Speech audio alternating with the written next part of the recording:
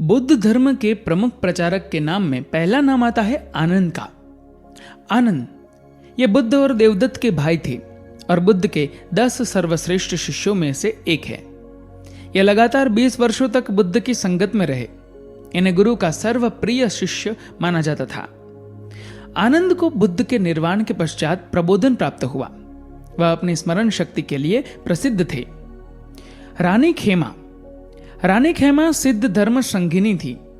यह बिम्बिसारा की रानी थी और अति सुंदर थी। आगे चलकर खेमा बुद्ध धर्म की अच्छी शिक्षिका बनी। महाकश्यप मगध के ब्राह्मण थे जो तथागत के नजदीकी शिष्य बन गए थे। इन्होंने प्रथम बौद्ध अधिवेशन की अध्यक्षता की थी। महाप्रजापति बुद्ध की माता महामाया की बहन थी। इन दोनों ने राजा शुद्धोधन से शादी की थी।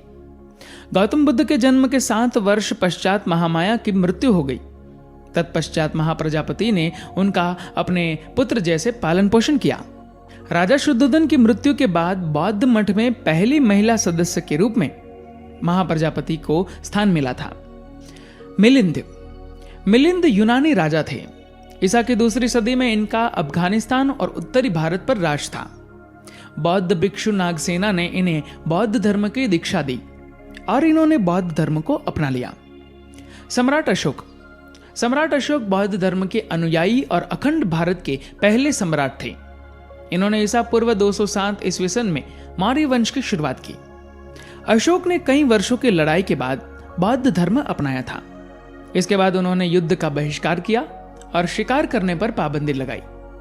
बौद्ध धर्म का 3रा अधिवेशन अशोक के राज्यकाल के 17वें साल में संपन्न हुआ। सम्राट अशोक ने अपने पुत्र महिंद और पुत्री संघमित्रा को धर्म प्रचार के लिए श्रीलंका भेजा। इनके द्वारा श्रीलंका के राजा देवनामपिया तिस्सा ने बौद्ध धर्म अपनाया और वहां महाविहार नामक बौद्ध मठ की स्थापना की।